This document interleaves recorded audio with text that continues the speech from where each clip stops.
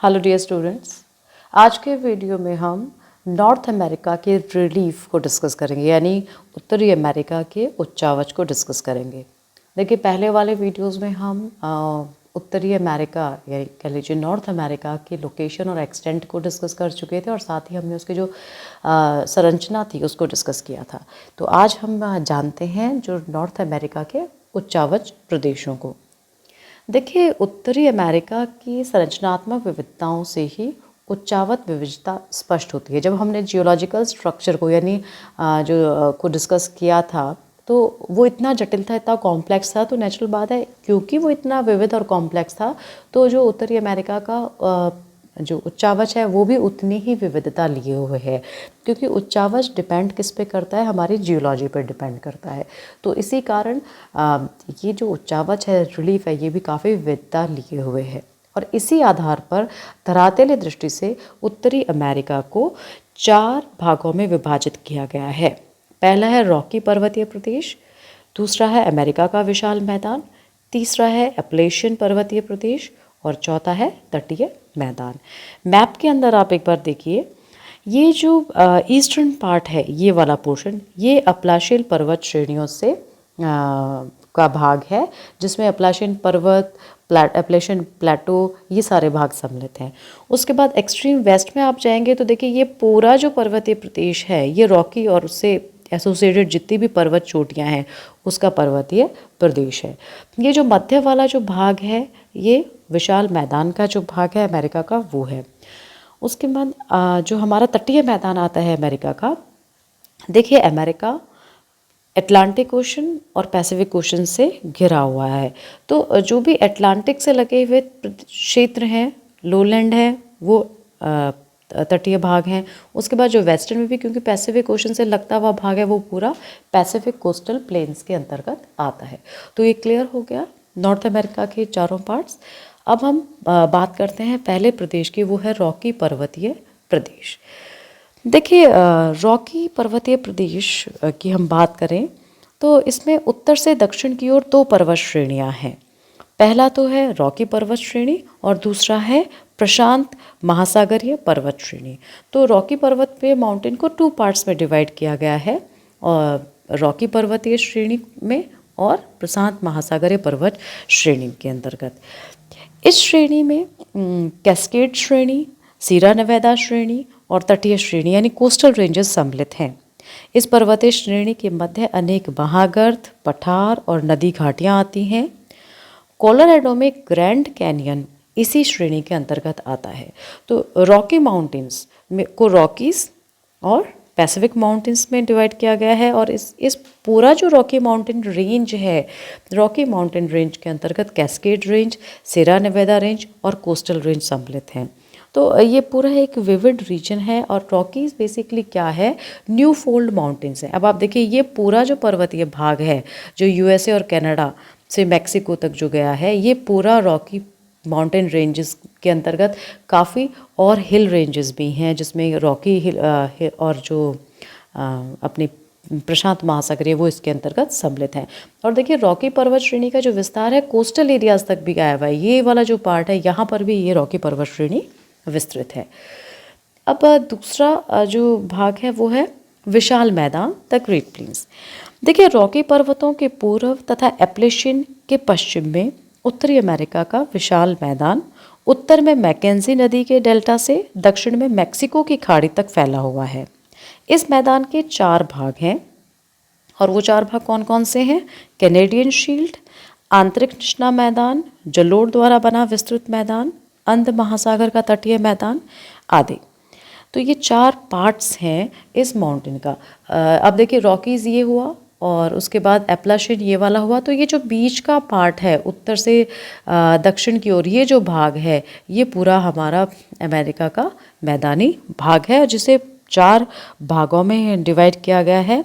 Canadian shield, आंतरिक निचला मैदान, जलोढ़ द्वारा विस्तृत मैदान यानी जो नदियों द्वारा लाकर बिछाई गई मिट्टी का जो मैदान है वो इसके अंतर्गत आता है, और अंध महासागर का तटीय मैदान जो अटलांटिक ओशन का तटीय मैदान है वो। अब मैकेंजी तथा सजेस्वान जो रिवर्स हैं, ये नदियाँ इस क्षेत्र में प्रवाहित होती हैं। तो इसके अलावा मिसिसिपी, सेंट लॉरेंस भी इसी मैदानी भाग में प्रवाहित होती हैं। तो 4 मुख्य नदियाँ हुई इस मैदानी भाग की, मिसिसिपी, सेंट लॉरेंस, मैकेंजी तथा सास्केचुआन जो नदियाँ हैं वो इस भाग के अंतर्गत प्रवाहित होती हैं। यानी कनाडा और यूएसए दोनों ही भागों के अंतर्गत फैला हुआ ये मैदानी भाग है। उसके बाद जो तीसरा उच्चावच प्रदेश है वो है अपलाशियन पर्वतीय प्रदेश। देखिए, पूर्वी क्षेत्र में विस्तृत अपलाशियन पर्वत श्रेणियों में अनेक पर्वत श्रेणियाँ, कटक, कटे फटे पठार, निचली घाटियाँ और छोटे मैदान हैं। उत्तर में न्यूफाउंडलैंड से दक्षिण की ओर ओजार्क तथा उचिटा माउंटेन्स तथा पर्वतीय प्रदेश हैं। उसके बाद अलाबामा, ओक्लाहोमा और पश्चिमी अकिंसस में भी पर्वतीय क्षेत्र जो भाग है वो फैला हुआ है। यहाँ की जो अधिकांश चोटियाँ हैं अपलाशियन पर्वत की वो 1800 मीटर से कम ऊंची हैं। इस प्रदेश में अनेक खनिज पाए जाते हैं, कोयला, सीसा, जस्ता, लोहा, तांबा, पेट्रोलियम, ये काफ़ी खनिज पदार्थ जो हैं, रिसोर्सेज जो हैं वो यहाँ पर पाए जाते हैं। तो न्यूफाउंडलैंड, ये जो अपलाशियन पर्वत है, यहाँ पर ओजार्क और उचिटा माउंटेन्स बहुत फेमस हुए। और साथ ही ये जो पर्वतीय भाग है, ये अपलाशियन पर्वत का जो भाग है वो अलाबामा, ओक्लाहोमा तथा पश्चिमी अरकानसास तक भी फैला हुआ है। तो ये क्लियर हो गया। अब अगला चौथा जो उच्चावच प्रदेश है अमेरिका का, नॉर्थ अमेरिका का, वो है तटीय मैदान, कोस्टल प्लेन्स। देखिए, उत्तरी अमेरिका के पूर्व तथा पश्चिम में तटीय मैदान हैं। ये मैदानी क्षेत्र कम ऊंचाई के हैं तथा यहाँ पर जो मिट्टी है वो रेतीली और कम ऊंचाई है, यानी फर्टिलिटी जो है कोस्टल प्लेन्स की मिट्टी की वो काफ़ी कम है। कुछ क्षेत्रों में दलदल भी यहाँ पर पाए जाते हैं। इस तटीय क्षेत्र में विशेष रूप से तेल, गैस, सल्फर और नमक हैं, उनकी अधिकता पाई जाती है। तो ये विशेषताएं थी नॉर्थ अमेरिका के जो उच्चावच है उसकी। अब देखिए, हम नॉर्थ अमेरिका के इस उच्चावच के साथ साथ जो मुख्य नदियां हैं वो उस पर गौर कर लेते हैं। देखिए, सबसे लंबी जो नदी है नॉर्थ अमेरिका की वो है मिसिसिपी मिसौरी, जिसकी जो लेंथ है वो 6212 किलोमीटर्स है। सेकंड जो लॉन्गेस्ट रिवर है, इंपॉर्टेंट रिवर है नॉर्थ अमेरिका की, वो है मैकेंजी रिवर। मैकेंजी रिवर की लेंथ 4240 किलोमीटर्स है। उसके बाद आती है याकून रिवर। याकून रिवर की जो लेंथ है वो 3185 किलोमीटर है। उसके बाद है Saint Lawrence River. Saint Lawrence River जो यहाँ की फोर्थ लॉन्गेस्ट रिवर है और इसकी जो लेंथ है वो 3058 किलोमीटर्स है। उसके बाद आती है रियो ग्रांडे रिवर जो कि 3023 किलोमीटर लंबी है। उसके बाद आती है नेल्सन सास्केचुआन रिवर। नेल्सन सास्केचुआन रिवर की जो लेंथ है वो 2575 किलोमीटर है। उसके बाद अरकनाज रिवर आती है और ओरिकनॉज जो रिवर है उसकी लेंथ है 2334 किलोमीटर। फिर आती है कोलोराडो रिवर। कोलोराडो रिवर की लेंथ है 2334 किलोमीटर। उसके बाद है ओहियो अली होनी रिवर और ओहियो अली होनी रिवर की जो लेंथ है वो है 2102 किलोमीटर। उसके बाद है कोलंबिया रिवर। कोलंबिया की रिवर की जो लेंथ है वो है 1954 किलोमीटर। फिर आती है सास्केचुआन रिवर, तो उसकी लेंथ है 1950 किलोमीटर्स। और फिर है स्नेक रिवर। स्नेक रिवर की लेंथ है 1671 किलोमीटर्स। तो ये सभी इम्पॉर्टेंट रिवर्स थी और जिसमें मिसिसिपी जो मिसौरी रिवर है वो बहुत फेमस रिवर है। और मैप में अंदर हम रिवर्स को देखना चाहें तो देखिए, ये वाली जो रिवर है ये मिसिसिपी मिसौरी की रिवर है, ये ओक्लाहोमा रिवर है।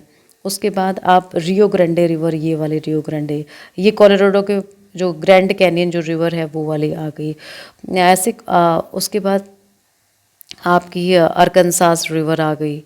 ये सारी जो रिवर्स हैं इसकी अमेरिका की ये हैं। अब हम बात करते हैं अमेरिकन लेक्स की। देखिए, अमेरिका की जो मुख्य झीलें हैं उसमें Superior, Huron, Michigan, Great Bear, Great Slave, Erie, Winnipeg और ओंटारियो फेमस हैं। तो ये जो रिवर्स हैं Superior, Huron, Michigan, Great Bear, जो ईरी, विनिपेग और ओंटारियो, ये बहुत फेमस लेक हैं। ये हम कुछ एक मैप है अमेरिका का, उसमें हम इन रिवर्स की जो लोकेशन है वो देख सकते हैं। तो ये आ गई ग्रेट बियर लेक। उसके बाद जो अपने लेक सुपीरियर, मिशिगन और ये लेक ह्यूरन जो है, ये वाली लेक वाला एरिया है। लेक विनिपेग, ये वाली लेक आ गई। ये जो लेक्स हैं दो, ये वाली, तो ये इंपॉर्टेंट लेक्स हैं। और ये जो लेक्स हैं यहाँ पर काफ़ी इंडस्ट्री इस्टेब्लिश्ड हैं नॉर्थ अमेरिका की, और काफ़ी फेमस इंडस्ट्रियल रीजन है ये जो ग्रेट लेक्स हैं नॉर्थ अमेरिका की, ये वाली। तो ये था पूरा उच्चावच, इम्पॉर्टेंट रिवर्स और लेक्स नॉर्थ अमेरिका की। आप इसको नोट्स के रूप में तैयार कीजिएगा।